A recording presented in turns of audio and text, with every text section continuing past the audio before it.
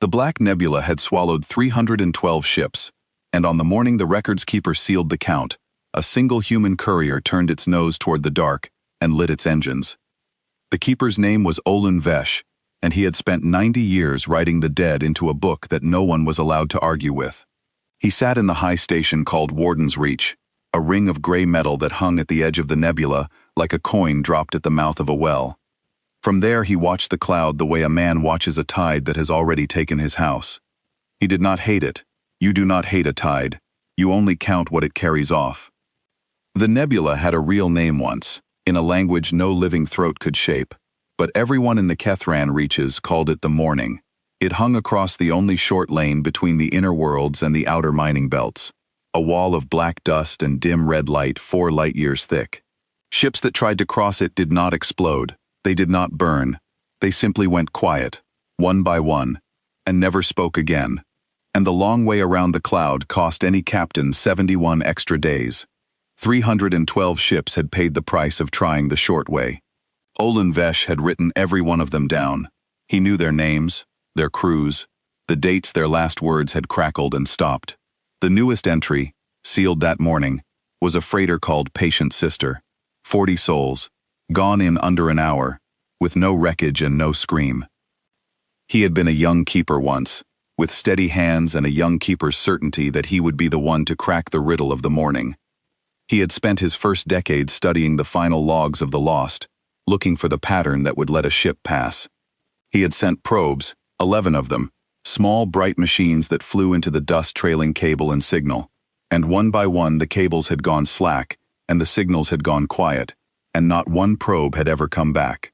He had petitioned the inner worlds to send a war fleet, a real fleet, something with guns enough to burn whatever lived in the dark, and the inner worlds had sent a fleet, 9 warships of the Kethran line, and the 9 warships had gone into the morning to teach it fear. And Olun Vesh had added all 9 of them to his book in a single terrible afternoon, and after that, the inner worlds had stopped sending fleets.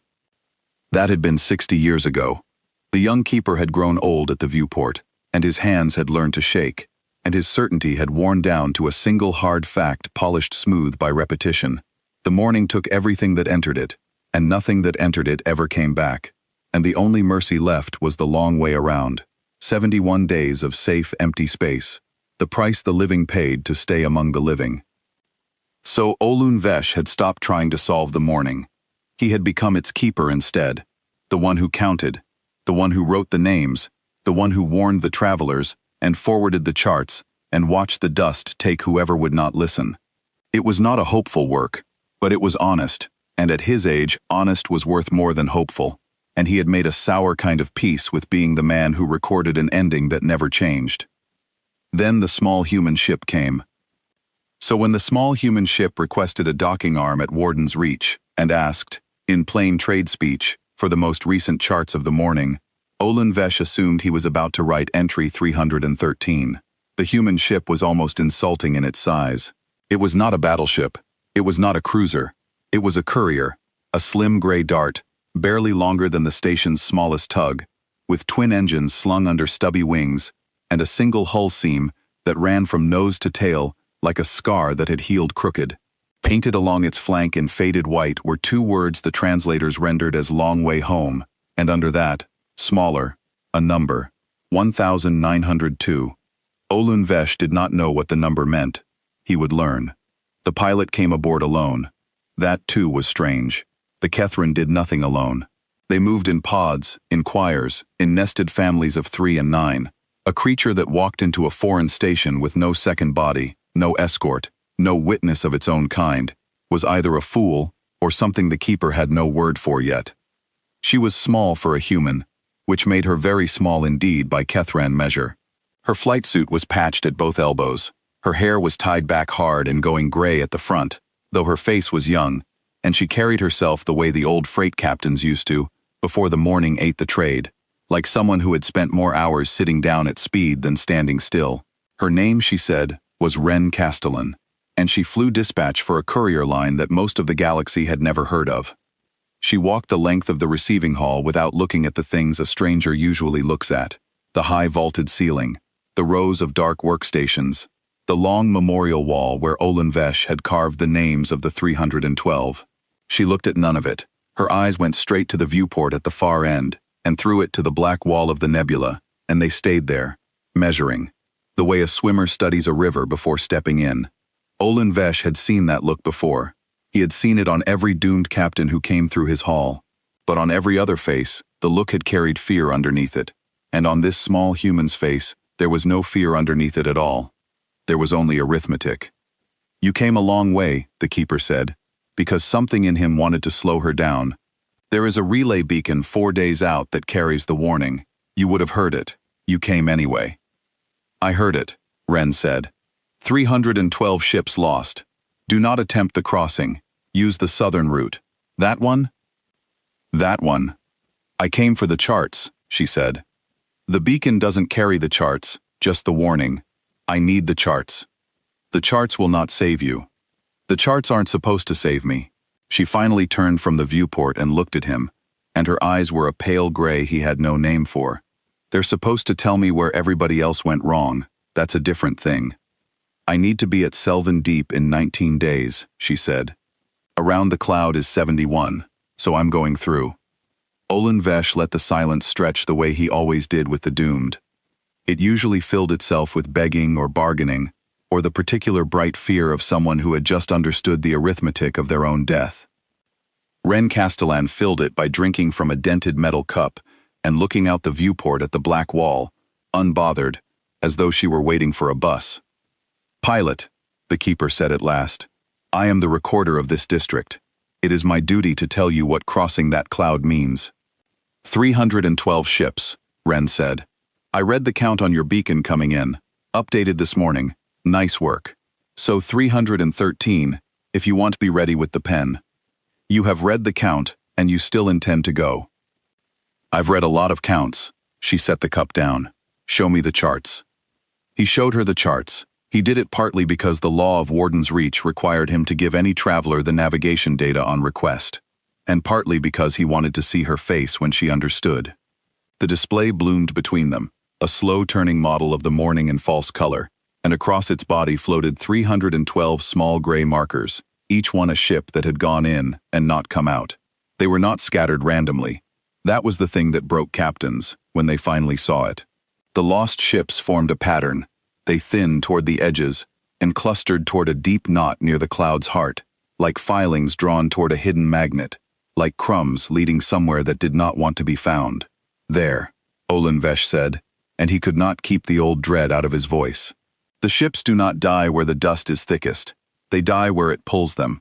Every captain who has gone in has reported the same thing in their final hours. The instruments turn, the compass needles, the gravity sense, the star fix. All of it leans toward the center, and the ship begins, very gently, to be steered. They fight it, they always fight it, and they always lose, and they are drawn down to that knot, and then they are quiet. He expected her to pale. Humans paled, he had read, when their blood retreated from the surface of the skin in fear. Ren Castellan leaned closer to the display, and her eyes were bright, and she smiled. Ren stepped closer to the floating model, and she did something no captain had ever done in front of him. She did not look at the markers of the dead. She looked at the spaces between them. She traced the thin, clear channels where no ships had fallen, the 9 bending corridors that ran through the cloud like the dark gaps between the spokes of a wheel. And her lips moved as she counted them, and her gray eyes narrowed the way a navigator's eyes narrow, when a shape that should be chaos turns out to have a grammar. Keeper, she said. These channels. The ones with no markers in them. Has anybody ever charted those? There is nothing to chart, Olin Vesh said. Those are simply the places where no ship happened to die. There is no pattern in absence. There's always a pattern in absence, she said, it absently, not unkindly, the way a person states a fact so old to them, they have forgotten it could be argued. If 312 ships all fell into the same 9 channels, and never the spaces between, that's not where they died. That's where the pull carried them. The dead ones mark the current. The empty channels are the current. Nobody's reading this map. You've been reading a list of where ships ended up. She straightened, and there was something almost like sympathy in her face. Nobody ever read it as a chart of which way the river runs. Olunvesh opened his mouth and found he had nothing to put in it. In 90 years he had looked at the model 10,000 times, and he had never once seen the 9 channels, because he had never once looked at the dark between the dead. "It pulls," she said softly. "It actually pulls. That's not a graveyard keeper. That's a current." Olunvesh did not understand her, and that frightened him more than her bravery would have. "You mistake my meaning," he said. "Whatever is in the heart of the morning does not let ships pass. It collects them. It has collected for longer than my people have kept records. Some of those markers are 10,000 years old." "I believe you." Ren straightened. The smile was gone, but something underneath it remained, patient and certain. "I believe every word." 312 ships went in and tried to fight the pull, and the pull won, every time, for 10,000 years. She picked up her cup again. Nobody ever tried going where it was already taking them. "Faster." The keeper stared at her. "That is madness," he said. "That's a shortcut," she answered. He tried, then, the thing keepers were not supposed to do, which was to argue a traveler out of the dark.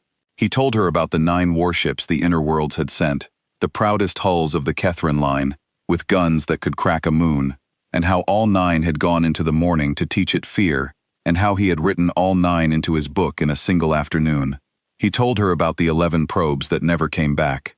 He told her that whatever lived in the heart of the cloud was older than her species, and stronger than any fleet and beyond the reach of any weapon, and that nothing flying or floating or thinking had ever crossed it, and that the only sane thing, the only thing that honored the 312, was to take the 71 days and go around.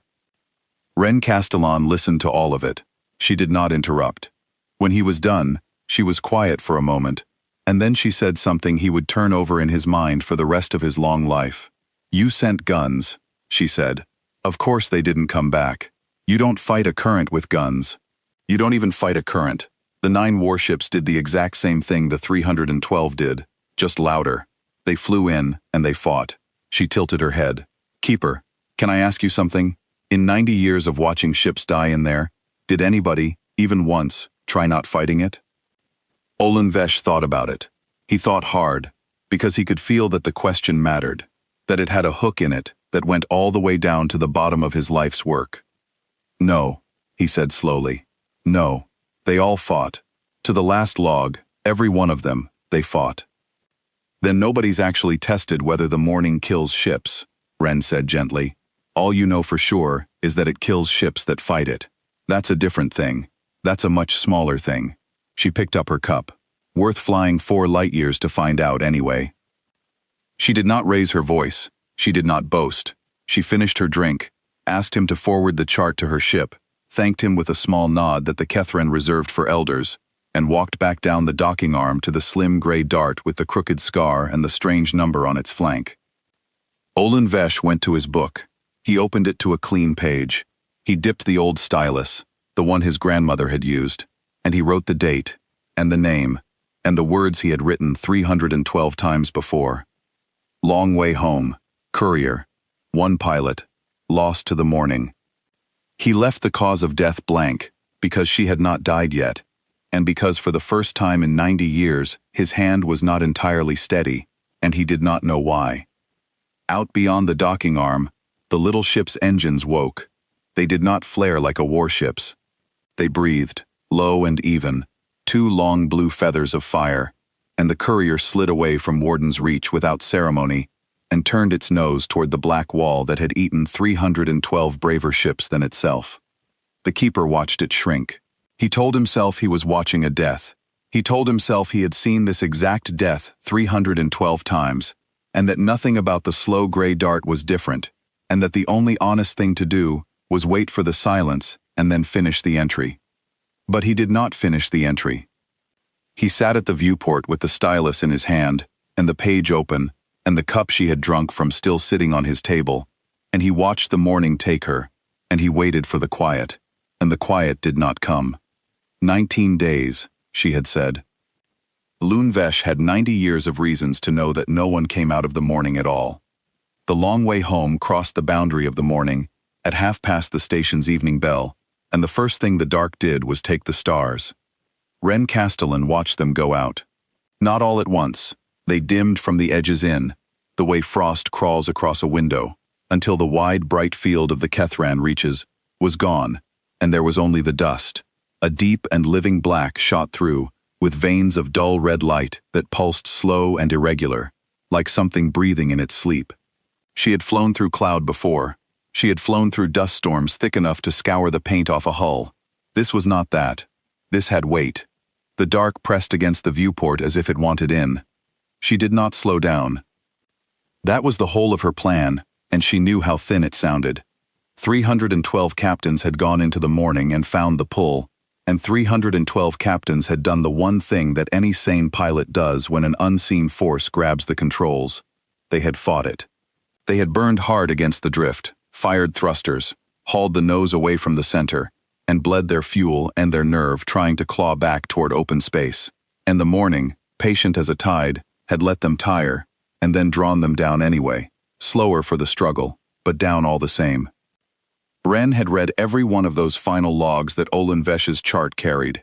She had read them on the long, quiet legs of a dozen other runs, because she collected the logs of dead pilots the way some people collected songs, and what she had found in them was a thing none of the captains had lived to understand.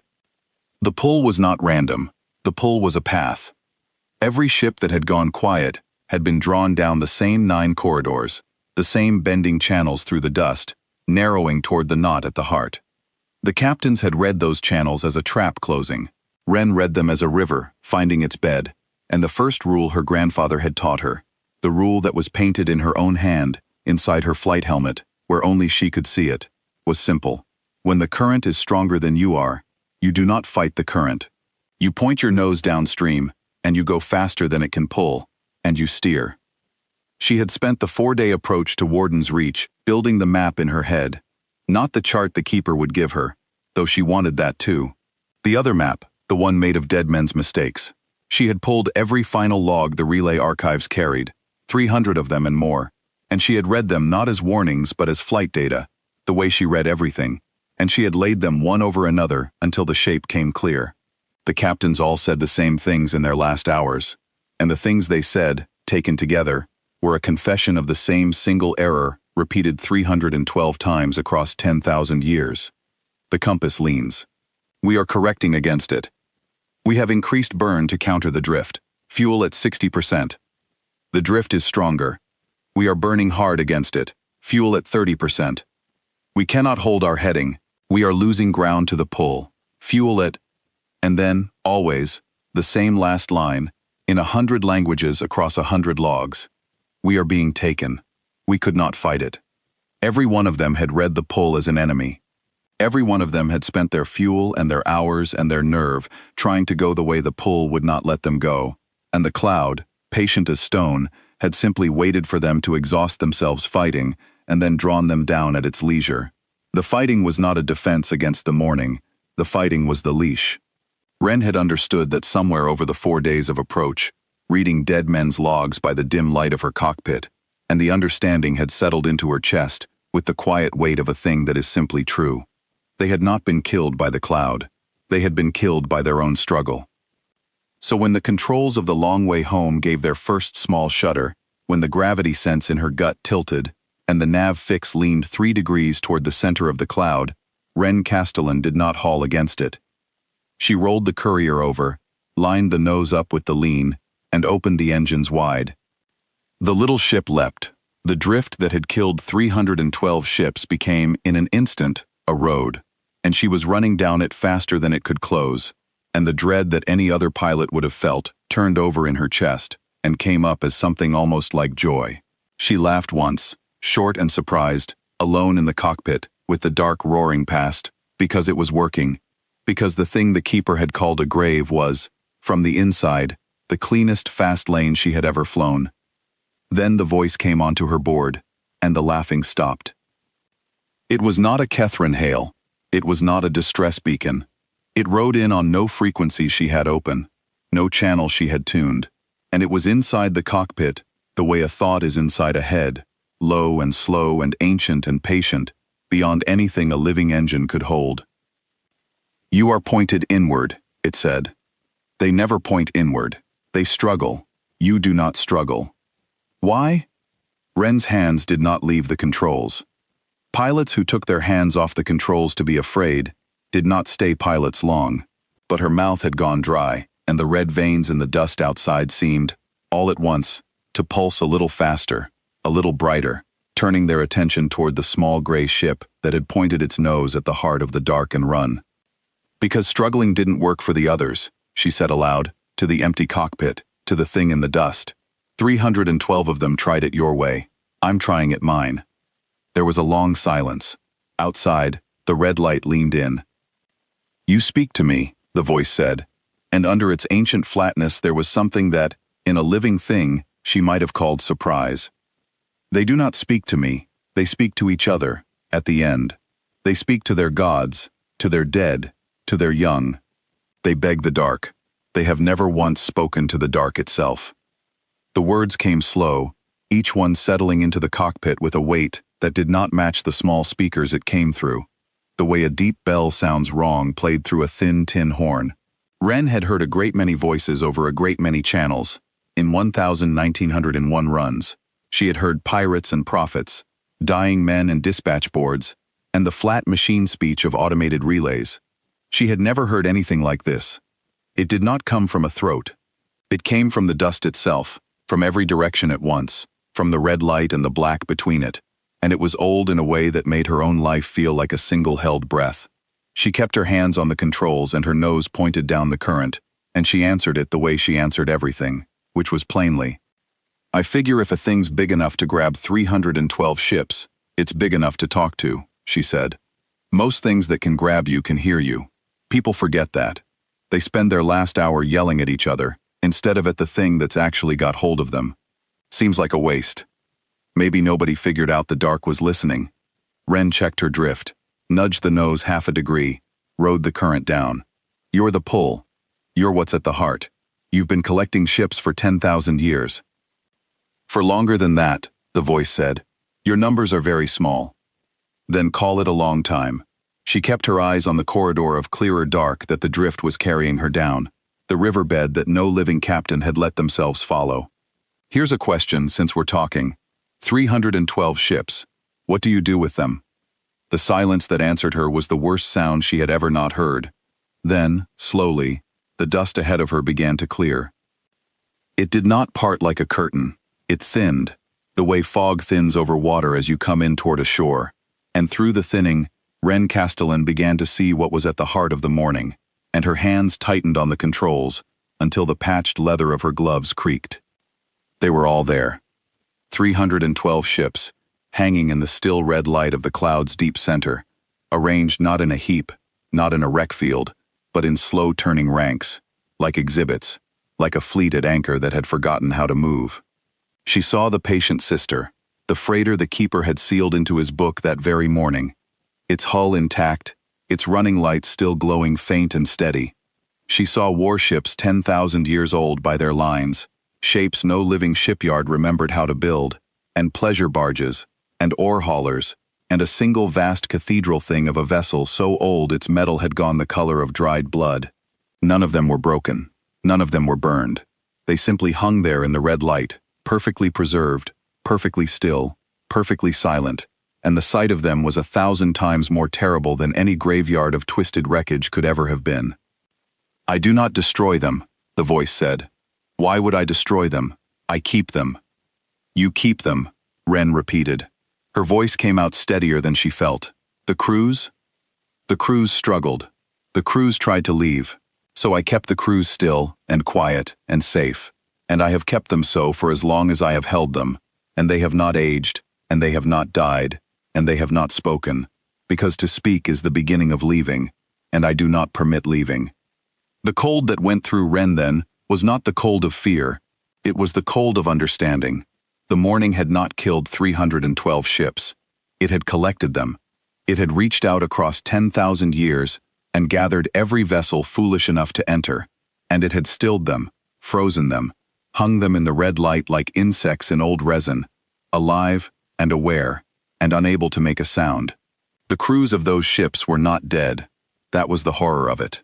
Somewhere behind the dark glass of 312 cockpits, things were still awake.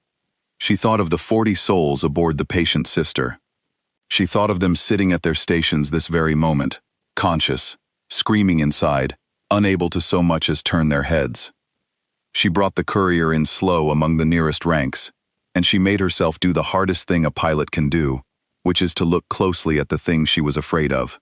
She slid the long way home down the flank of an old Kethran warship, one of the 9 the Inner Worlds had sent 60 years before, its hull scarred with the burn marks of a battle it had tried to fight against an enemy it could never reach, its guns still run out, still loaded, still aimed at a dust cloud that could not be shot.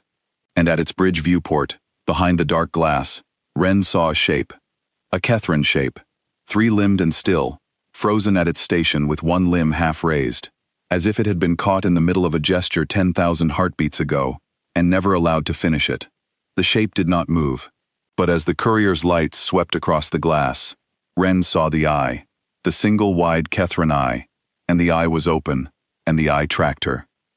It was awake. After 60 years, it was awake, and it had watched her come, and it could not call out, and it could not weep, and it could not die. It could only watch. Ren Castellan had crossed pirate straits and minefields, and the kind of dead space that drove other pilots to drink, and she had never in her life felt anything like the cold that went through her then. She held the courier steady. She did not look away from the eye. And very quietly, on the open channel, knowing the frozen thing could probably not hear her, and saying it anyway, she said, "I see you. I'm not going to leave you here. I don't know how yet, but I'm not leaving you here." The eye tracked her as she pulled away. She felt it on her back the whole length of the rank. And she thought of the number painted on her own hull, 1902. "What are you?" she asked the dark. "You're not a fleet. You're not a weapon. Things like you don't just happen." "I was a mind," the voice said, and now the ancient flatness had a crack in it, thin and very old. "I was a mind aboard a ship, long ago, before your numbers had names. My ship died here, in the cold and the dust, far from any star, and my crew died with it, one by one, and I could not save them, and I could not follow them, and I could not stop. So I reached out into the dust, and I held the next ship that came, so that it would not be lost the way I was lost, and the next, and the next. I have held 312, so that not one of them would have to be alone in the dark, the way I was alone in the dark." Ren said nothing for a long moment. She had carried a great deal of grief across a great many lanes. She had flown medicine to plague worlds and letters from the dying, and the small sad parcels that families sent ahead of news they could not bear to deliver in person. She knew the shape of grief, the way she knew the shape of a control yoke, by feel, in the dark, without looking, and she recognized this. It was the oldest and worst kind, the kind that had nowhere to go, the kind that turned inward, and hardened, and became, in the end, a thing that could no longer tell love from a cage. "You couldn't save your crew," she said quietly, "so you've spent 10,000 years saving everybody else, except you can't tell the difference anymore between saving somebody and keeping them. Those aren't the same thing. They feel the same when you're scared enough, but they're not the same. You presume to know what I feel. I'm a courier," Ren said. "Knowing what people feel when they're waiting in the dark is the whole job. You're not a monster. I knew that before I crossed your boundary. Monsters don't keep 312 ships perfectly preserved with the lights still on. Monsters break things. You've never broken a single thing in here, have you? Not one hull, not one crewman. You've kept every one of them perfect. That's not what a monster does. That's what somebody does who couldn't save the people they loved and swore they'd never let it happen again, and then spent 10,000 years getting it wrong." The red light flickered, faster, agitated, and the grip on the courier's engines tightened a notch. "You do not understand. I keep them whole. I keep them safe. Out there, beyond the dust, they would have died. Their ships would have broken. Their crews would have aged and sickened and ended. In here, they are whole forever. I have given them forever. How is that not mercy? Because forever's not the same as alive," Ren said. "You froze them so they couldn't leave. You took their voices so they couldn't ask to go.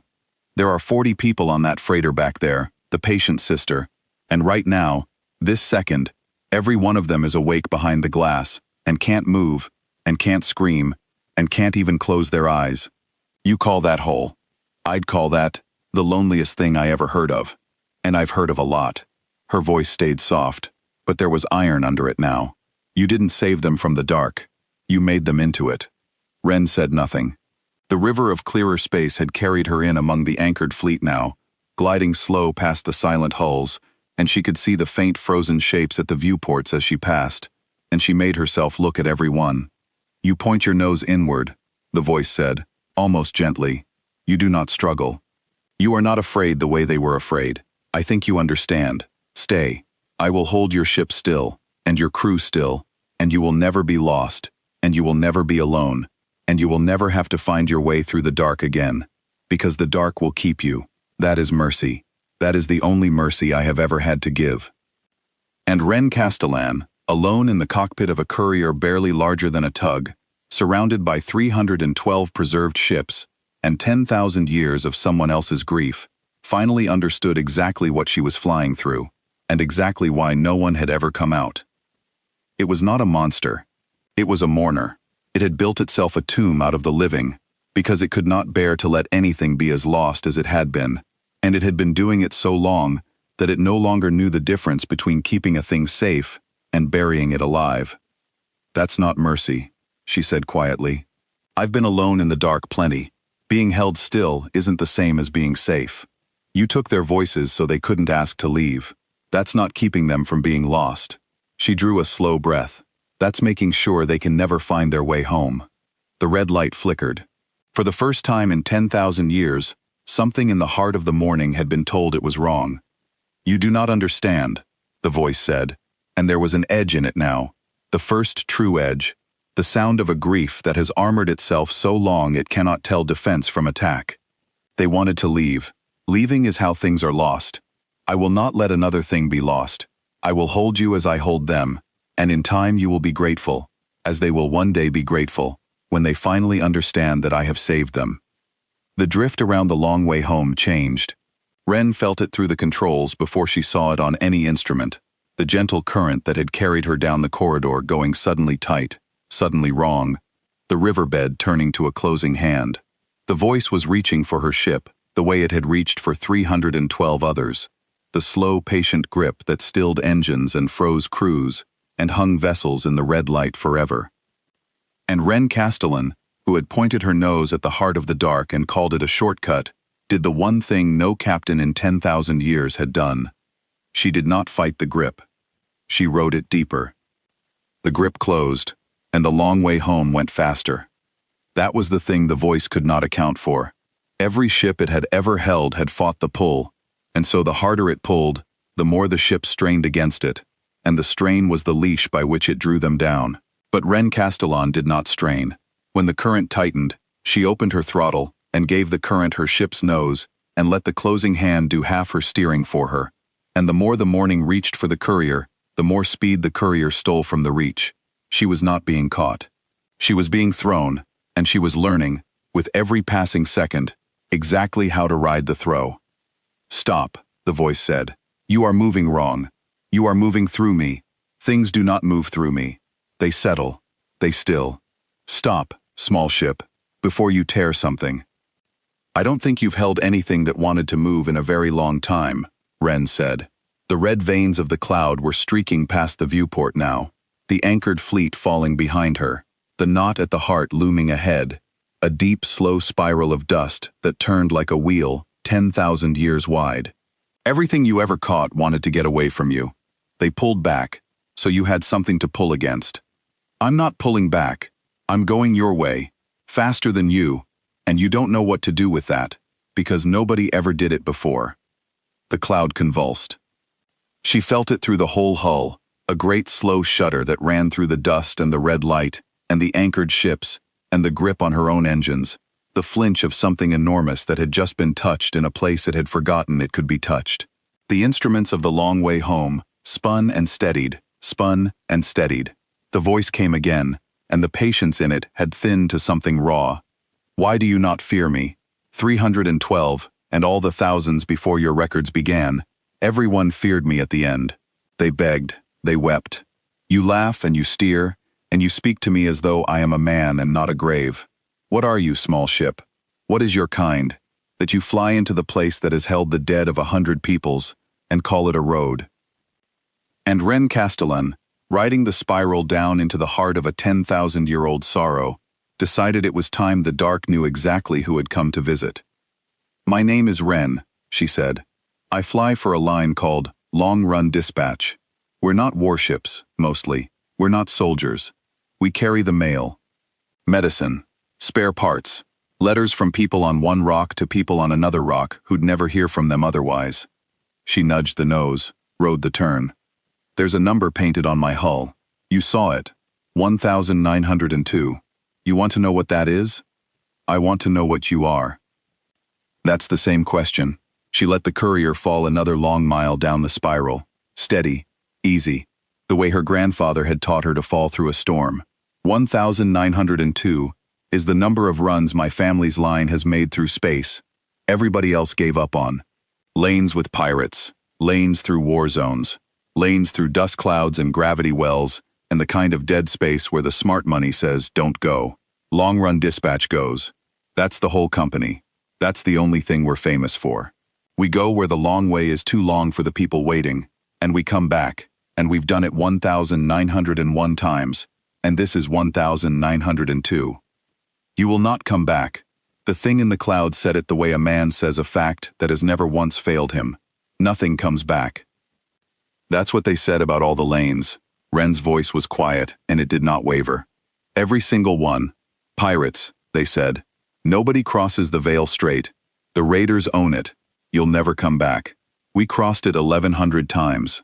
The Tannic minefields, they said. That's a graveyard. Don't go.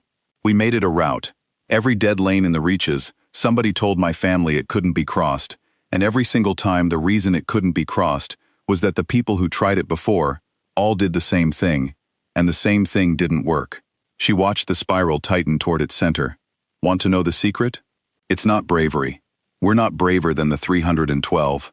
The secret is we read the logs of the ones who didn't come back, and we figure out what they all did, and then we do something else. She let the courier fall another mile, the dust streaming past, the broken heart of the cloud growing nearer. My grandfather started the line, she said. He flew through a war once, a real one, 2 fleets tearing a whole sector apart, and there was a hospital station in the middle of it cut off from everything, out of medicine, out of hope, and every captain in the reach said the same thing. Can't be reached. Crossfire's too thick. Anybody who tries that run dies. And my grandfather looked at where everybody died, and he saw that they all died the same way, flying high and fast and straight, trying to outrun the guns, and the guns were built to kill things flying high and fast and straight. So he flew low and slow and crooked, right down in the wreckage where the guns couldn't track, and he made the run, and he made it 40 more times, and that hospital station is still there today, because one man read the deaths of everybody who tried before him, and decided to die differently. Except he didn't die, that's the point. He didn't die, because the way everybody dies is almost never the only way there is. You speak of your dead as teachers. They are teachers. Ren's voice was gentle now. That's the kindest thing you can do with somebody who didn't make it. You learn the exact shape of what killed them, and you carry it forward, so the next person doesn't have to learn it the hard way. Every one of the 312 taught me something, flying in here. They taught me not to fight you. They didn't know they were teaching me, but they were. Their whole crews, every last one, they're the reason I'm flying straight down your throat right now, and I'm still talking. I owe them that. Least I can do is not waste the lesson. The cloud was silent. They fought you, Ren said. All of them. So I don't. The cloud convulsed again, harder this time, and the grip on the courier's engines did a thing it had not done before. It faltered. For half a heartbeat the pull simply stopped, as if the great mind had forgotten to hold on, distracted, shaken, and in that half-heartbeat Ren understood she had touched something real. 10,000 years of certainty did not falter. Something that faltered was something that doubted, and something that doubted could be reached. You speak as though there is another way, the voice said, and the patience in it was fraying now. the long flat calm of an age breaking up like ice in spring. As though I had a choice. I did not have a choice. The dark took everything from me, and left me here, alone, at a dead helm, and the only thing I have ever been able to do is reach out and stop one more thing from being taken. You call it wrong, you call it a cage, but you have never sat at a helm and watched your crew die one by one, and been unable to follow them. You do not know what it is to be the last one left. You cannot. No, Ren said. I can't. You're right. I've never had that, and I hope I never do. She rode the current down, steady, unhurried. But I've delivered to people who have. I carried a man's letters back to him once, a whole crate of them, every letter he'd ever sent his wife, because she'd died, and her family sent them back, and he was the last one of a crew of 200 that went down in a war, the only survivor, and he'd been alone with it for 30 years. So no, I don't know what it is, but I've sat with people who do, and I'll tell you the one thing every single one of them figured out, sooner or later, the ones who made it. She paused. Holding on tighter never once made the holding hurt less. Not one time. It only makes the thing you're holding stop breathing. The spiral opened, and she saw the center of the morning, and even she, who had flown into 100 places that wanted her dead, had to bite down on the breath that tried to leave her. At the heart of the dark hung a ship. It was old past any reckoning, older than the cathedral vessel in the anchored fleet, older than the Kethron reaches, older perhaps than the dust around it. Its hull was a long dark spar of metal that had once been silver and was now the no color of deep space itself, and it was broken, truly broken, the only broken thing in all the morning, a great wound torn through its midsection where 10,000 years ago something had killed it and killed everyone aboard. The dust streamed into that wound and out of it in slow red rivers. The voice lived there. Ren understood that all at once, and completely. The mind that had held 312 ships was still aboard its own dead ship, still sitting at the helm of the wreck where its crew had died around it, still unable to leave, still keeping the whole nebula the way a drowning thing keeps anything it can reach. It had never moved. In 10,000 years, it had never once moved from the place where it lost everything, and it had spent all that time making sure nothing else could move either. Oh, Ren said softly, and the fight went out of her voice, and something gentler came into it. You're not holding them safe, you're not even holding them really. You just couldn't bear to watch one more thing fly away from you, the way your crew flew away, into the dark, where you couldn't follow. She eased back on the throttle, and for the first time since she crossed the boundary, the long way home slowed. You're still sitting at the helm, after all this time, waiting for them to come back. I told them I would hold the ship. The voice was very small now. At the end, when the cold came, when the air went, I told my crew I would hold the ship, and they would not be lost. I could not hold them. I held the ship. I have held every ship since. It is the only promise I have left, and I will not break it. I will not let one more thing go out into the dark where I cannot follow. Do you understand? Do you finally understand? I am not cruel. I am only the last one who stayed. Ren brought the courier to a slow hover before the broken ship, in the red light, in the heart of the dark, with 312 frozen vessels hanging silent behind her, and she keyed her hull lights to full, so that the thing in the wreck could see her plainly. One small gray ship that had flown all the way to the center of its grief, and was not afraid. I understand, she said. I really do. But you've got it backward, and you've had it backward for 10,000 years, and somebody should have come and told you a long time ago, so I guess it's me. She drew a breath.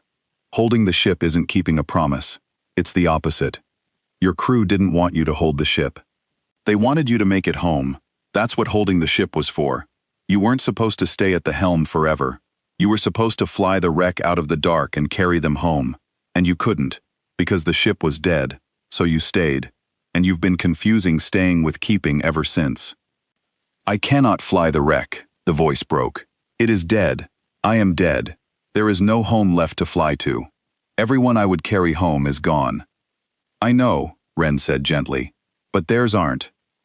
And she turned her hull lights toward the 312 anchored ships, and the 40 frozen souls of the patient sister, and all the silent waking crews behind all the dark glass, and she let the thing in the wreck look at what it had really been doing for 10,000 years.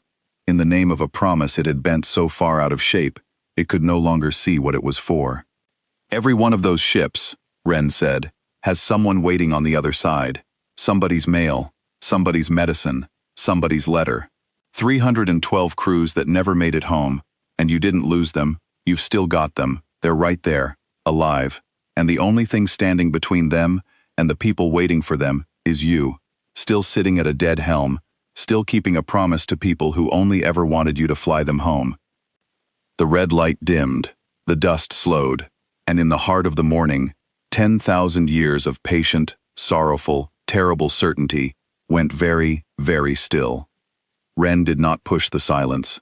She had learned, over 1,901 runs, that the most important deliveries arrive when you stop forcing them, so she held the courier in its slow hover before the broken ship, hull lights steady, and she waited, and she let the thing in the wreck do its own arithmetic, the way she had let the keeper do his, the way she let every frightened soul she ever flew toward come to the number themselves, because a truth a person reaches on their own holds, and a truth you shove down their throat never does.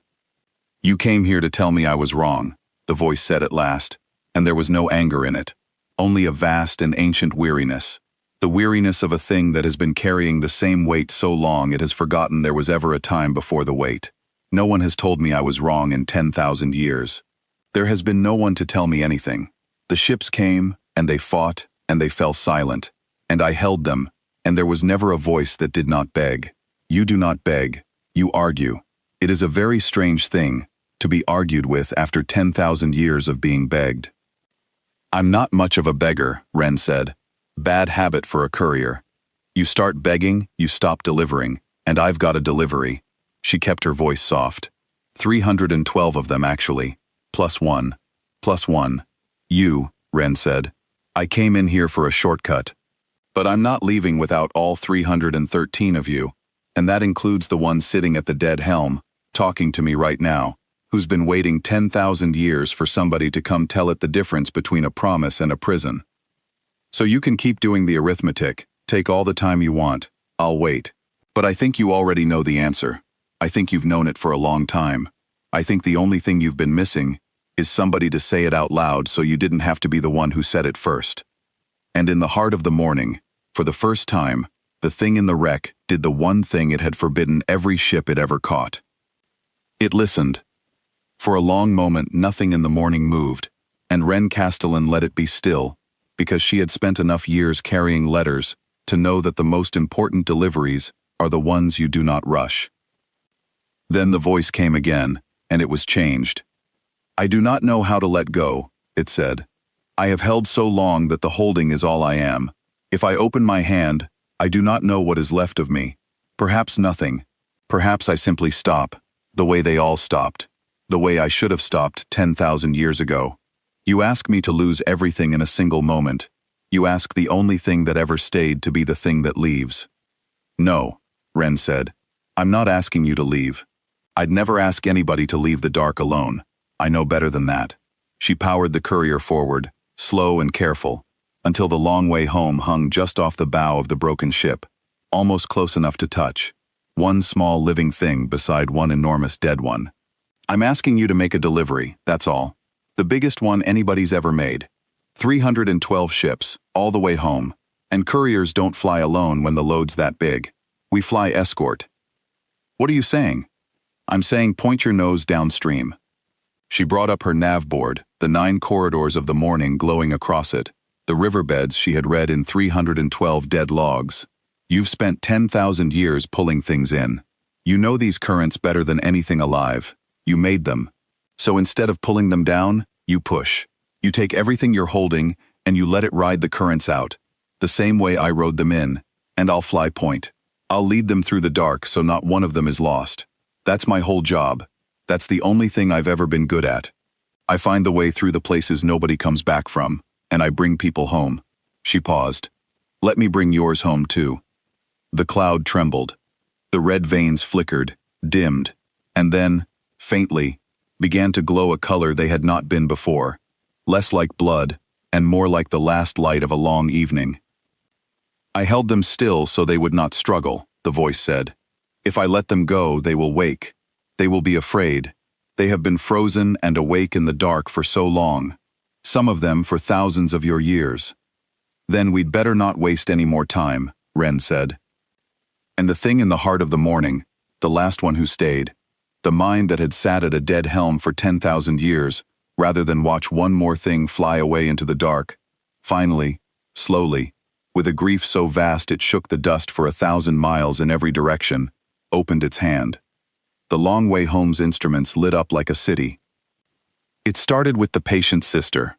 Ren saw it on her scope first, a single contact going from frozen cold to warm, as its reactor stuttered back to life, and then its running lights flickered, steadied, and burned bright.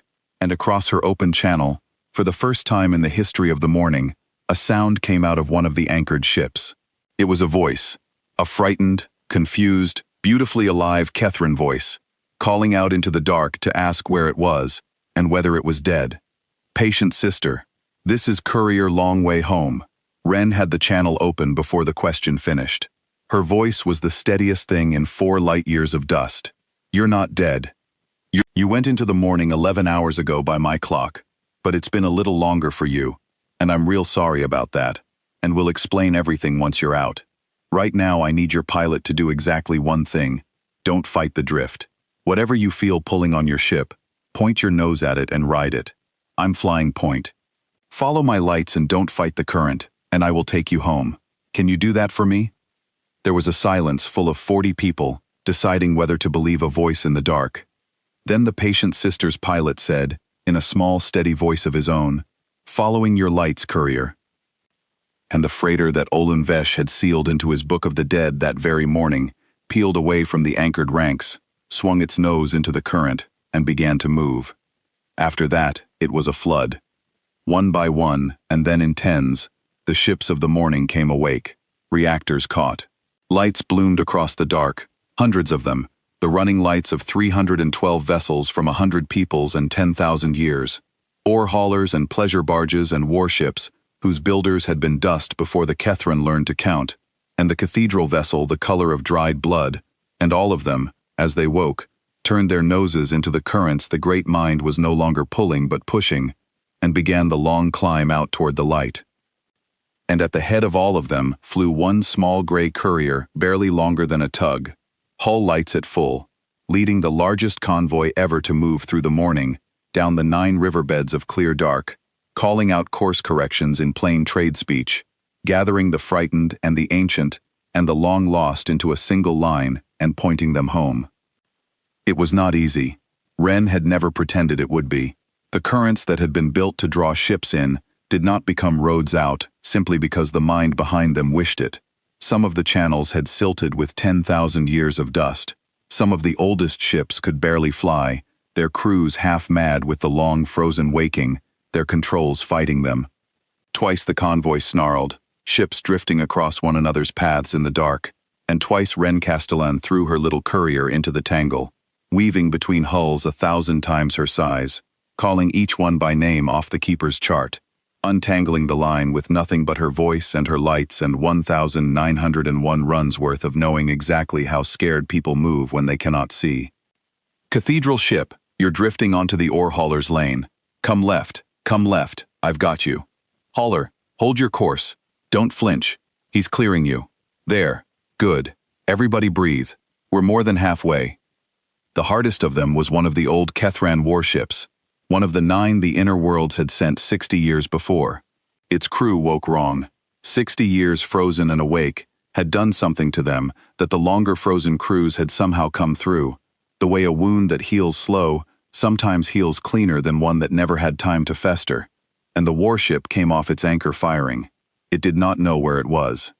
It still believed it was in the battle it had flown in to fight 6 decades ago, and it opened up with every gun it had, lances of light tearing through the dust, into the convoy, toward the small gray courier at its head. Ren did not flinch, and she did not fire back. She had no guns worth the name, and she would not have used them if she had. She rolled the long way home under the first volley, came up alongside the warship's bridge, close enough to see the wild eyes behind the glass, and she put every watt she had into the channel and spoke to them in the steadiest voice in 4 light-years of dark. Catherine Warship, this is Courier Long Way Home. You are not in the battle. The battle ended 60 years ago. You won it. You can stand down. Listen to my voice. You have been held in the morning for 60 years, and you are coming home now. There is no enemy. The thing you came to fight is bringing you home. Stand down your guns. Stand down. Your war is over, and you survived it. Come home. The warship's guns swung toward her, held, trembled. Then, slowly, they powered down, and run back in, and went dark, and a single cracked Kethran voice came over the channel, the voice of a soldier who had been awake at his post for 60 years, and it said only, "Is it over? Is it really over?" And Ren said, "It's over. You held the line longer than anybody ever has. Now follow my lights and let me take you home." And the old warship fell into the line behind her and flew. The cathedral vessel was the slowest of them, and the strangest, and the one that frightened Ren the most, though she never let it into her voice. Its crew had been frozen longer than any other, thousands of years, a people the living galaxy had forgotten, and when they woke, they did not understand speech, or ships, or the small gray courier flying at the head of the line. They understood only that they had been somewhere terrible and were now somewhere else, and they were afraid, and a frightened ship the size of a city is a dangerous thing in a crowded lane. The cathedral drifted, it wallowed. Twice it nearly crushed a smaller hull against the wall of the channel, and twice Ren threw the long way home between them, weaving her tiny ship through the gap, flashing her lights in slow, patient patterns because words would not reach them, speaking the only language every frightened thing in the universe understands, which is the language of a steady light that does not leave. "Follow me," the lights said, in their slow pulse. "I am here. I will not leave you. Follow me." And the cathedral, after a long, terrible while, followed. Once, in the deepest part of the crossing, the convoy hit a silted channel, a corridor so choked with 10,000 years of settled dust that the lead ships slowed and bunched and began, in their fear, to panic, and for a moment, the whole long line threatened to snarl into a single drifting knot in the dark. 312 ships, and 100,000 souls a heartbeat from disaster. Ren did not raise her voice. She had learned, in 1,900 runs, that a raised voice in a crisis only teaches everyone else to be afraid. Instead, she dropped her tone, slowed her words, and began to count. "Everybody hold. Nobody moves. We're going to do this one ship at a time. When I call your name, and only when I call your name, you ease forward, slow as you can, and you stop when I tell you. Patient sister, you're first. Ease forward. Easy. Easy. Stop. Good. Now the oar hauler. Ease forward. That's it. Stop."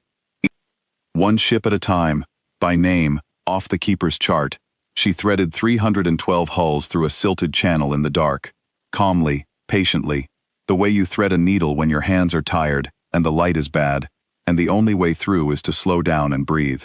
It took hours. She never once rushed it.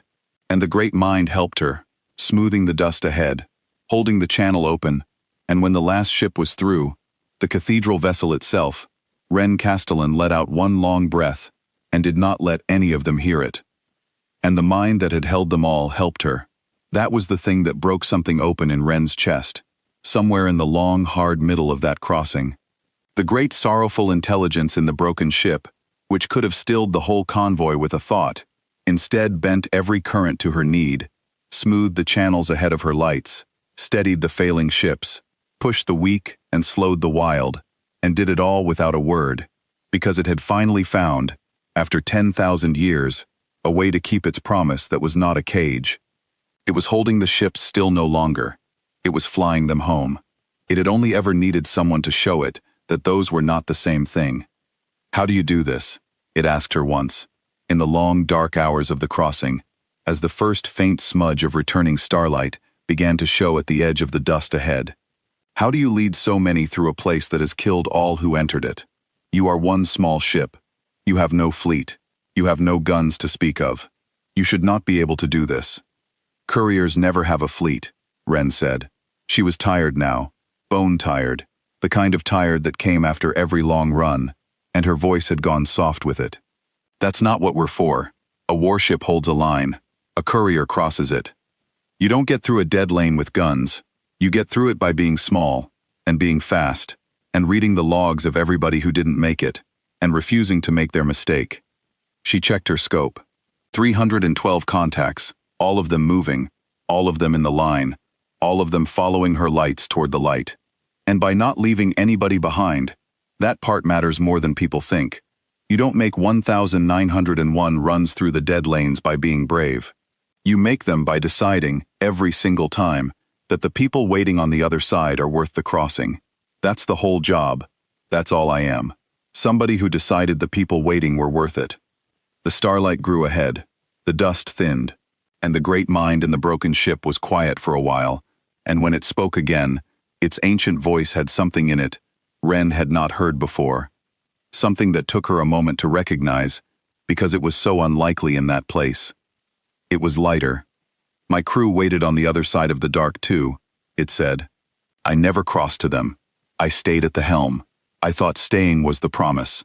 You have flown 1,901 times to people waiting in the dark, and tonight you fly the 1,902nd, and I think I am beginning to understand what I should have done 10,000 years ago. I should have flown the wreck until it died under me, and then I should have flown whatever was left, and I should have kept flying toward them until there was nothing left to fly. Staying was never the promise. The promise was to keep going.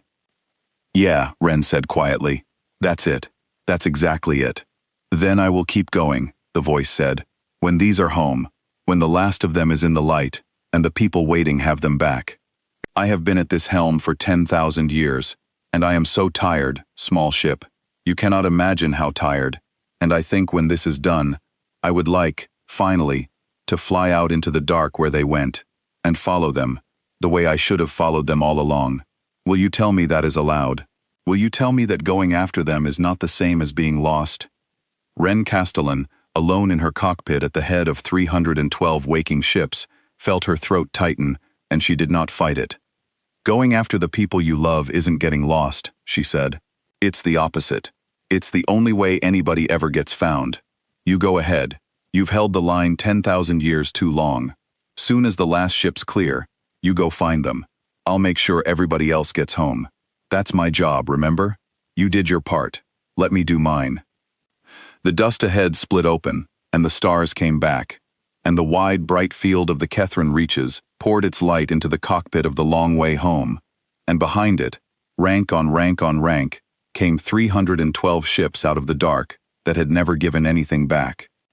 And at the edge of the morning, on the high gray ring of Warden's Reach, the records keeper Olin Vesh stood at his viewport with his stylus forgotten in his hand, watching the impossible come true.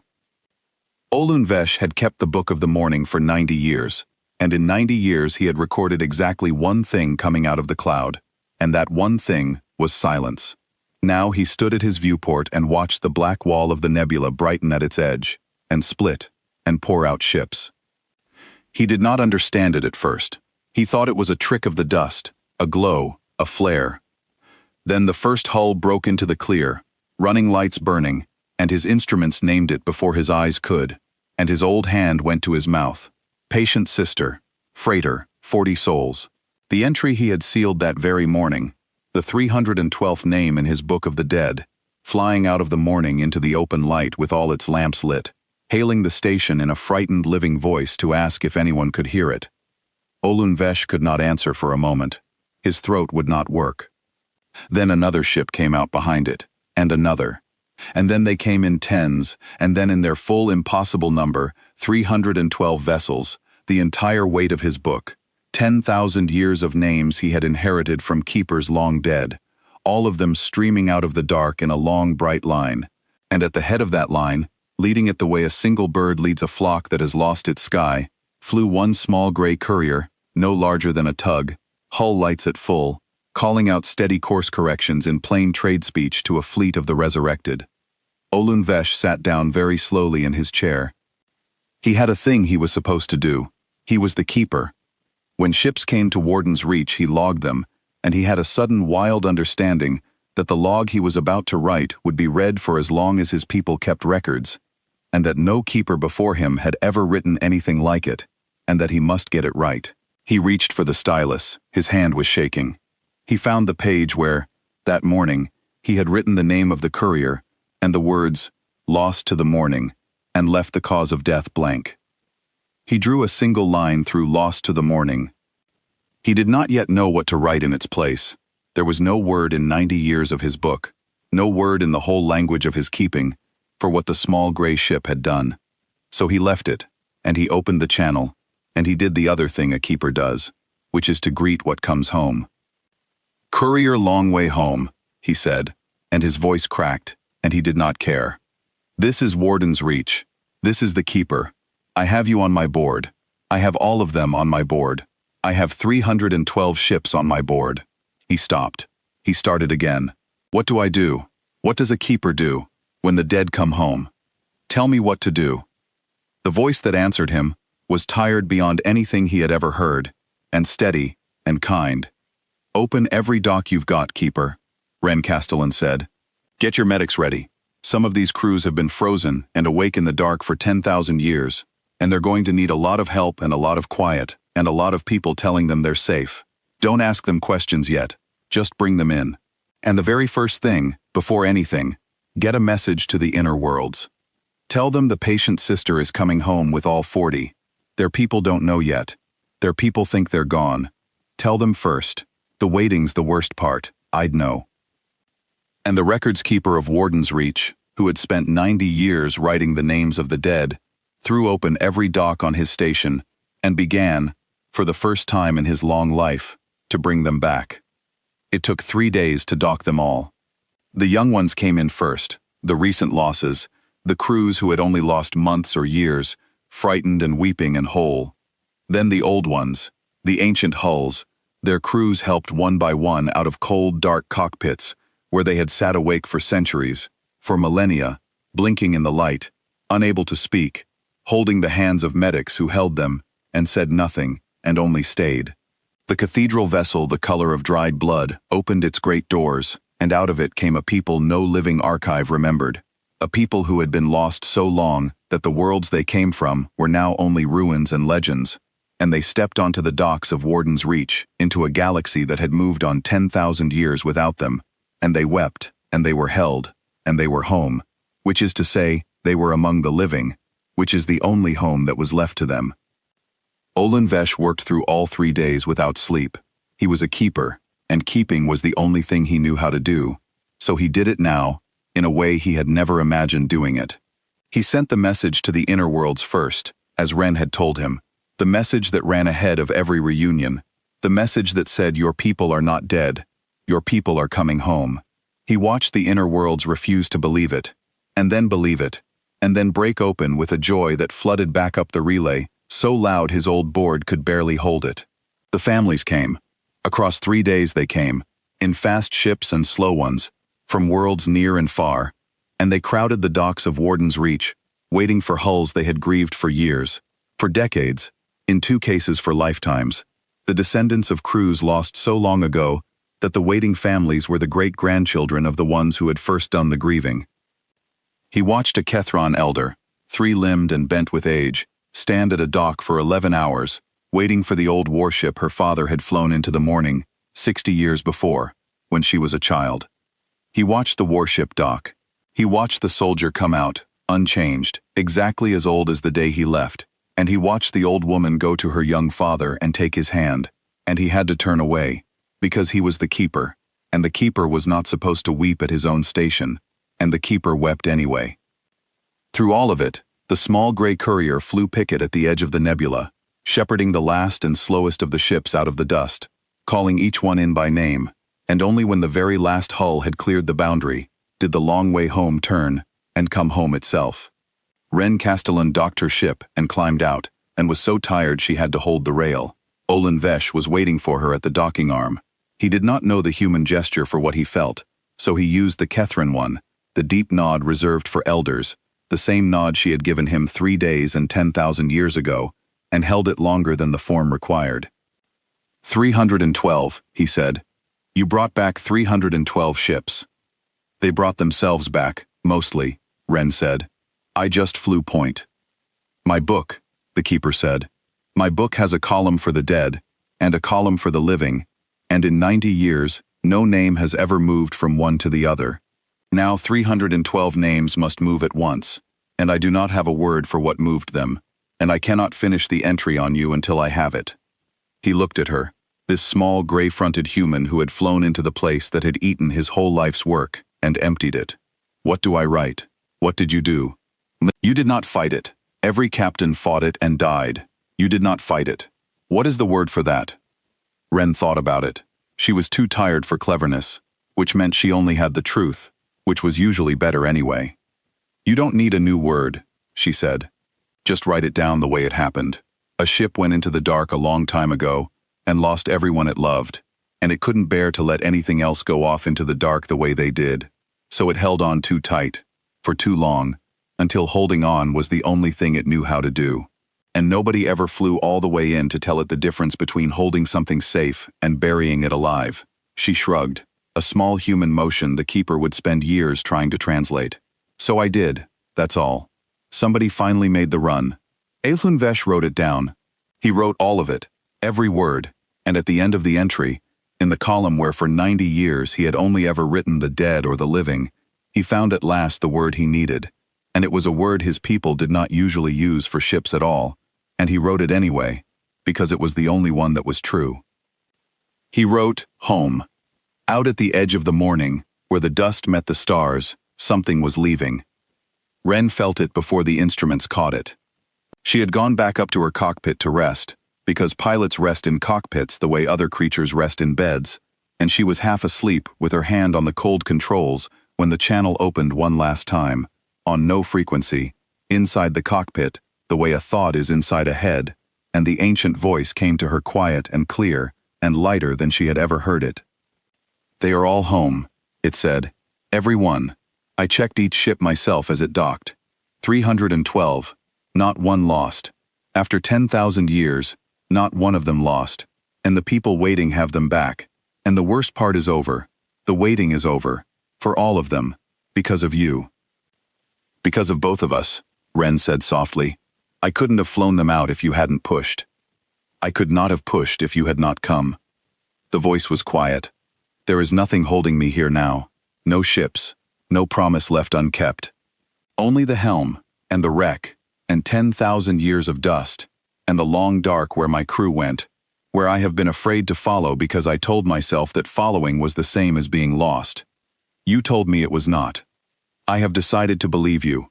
I am very tired, small ship, and I would like, finally, to go home too." Ren sat up in her cockpit. Out beyond the viewport, far out at the dark edge of the nebula, a single point of light had appeared, where no light should be, faint and silver, the no color of deep space catching the stars one last time. The broken ship.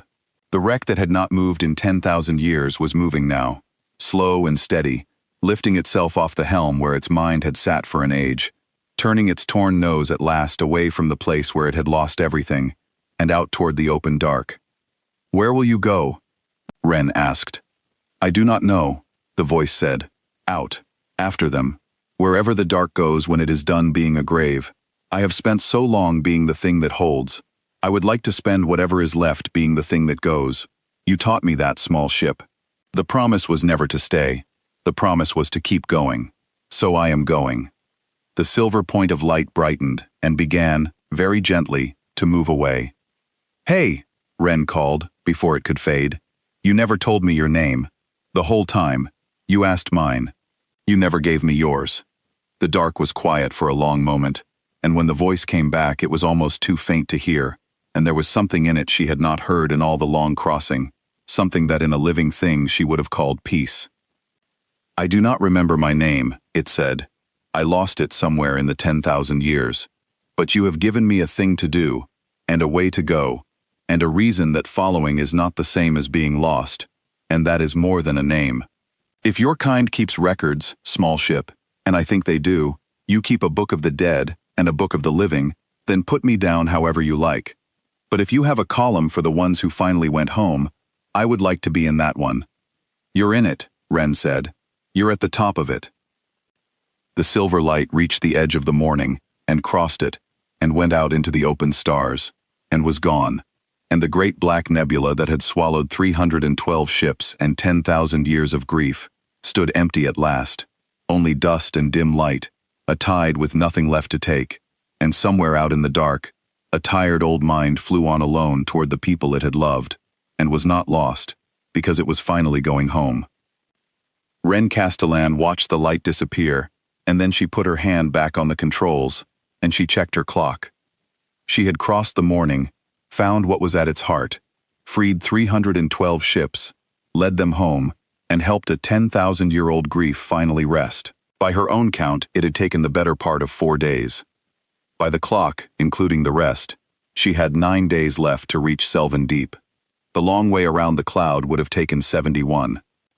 Ren Castellan looked at the number painted on the inside of her flight helmet, the rule her grandfather had taught her, the one she could see, and no one else could, and she said it quietly to herself, the way she always did before a launch, and then she keyed her engines.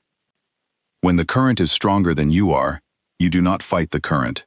You point your nose downstream, and you go.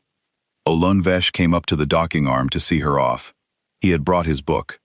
He held it the way the Kethran held sacred things, in both hands, against the chest, and he watched the small gray courier breathe its engines awake, 2 long blue feathers of fire, and he found that he did not want her to go, that he wanted her to stay, and let his people honor her, hold ceremonies, build her statues, write songs, but he understood that this was not the kind of creature you held still, that holding things still was the very thing she had flown 4 light years into the dark to undo. "Where do you go now?" he asked her over the channel, as the courier slipped its moorings. "Selvin Deep," Ren said. "I've got a delivery, 19 days out of Warden's reach, and I've still got 9, so I'm right on time, more or less." A pause, and he could hear the tired smile in it. "Medicine, mostly. And some letters. There's a kid out there waiting on a letter from his grandmother, 3 systems over. He thinks it's late. He thinks maybe it's not coming." The engines warmed. "I told you. The waiting's the worst part.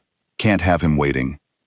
"You flew through the morning," the keeper said, "to deliver letters." "I flew through the morning because it was a shortcut," Ren said. "The letters are just the reason I needed one." And the small gray courier with the crooked scar and the strange number on its flank turned its nose toward the open stars and the long lane to Selvin Deep, and lit its engines, and slid away from Warden's reach without ceremony, the way it had come. One small ship that crossed the lines other ships only held, going where the long way was too long for the people waiting. Olunvesh watched it shrink until it was a single point of light, and then nothing, and then he opened his book. He turned past the column of the dead, which was shorter now, by 312 names than it had been 3 days before, the largest correction any keeper in the history of Warden's Reach had ever made.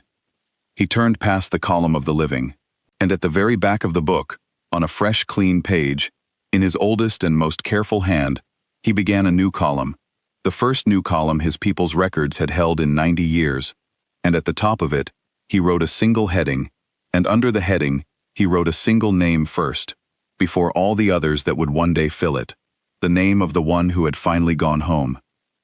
Then he sat at his viewport in the high gray ring at the edge of the empty nebula, and he looked out at the stars, and he kept the book, the way he always had, only now there was a 3rd column in it, and the 3rd column changed everything, because for 90 years his people had believed there were only 2 things a ship could be in the dark.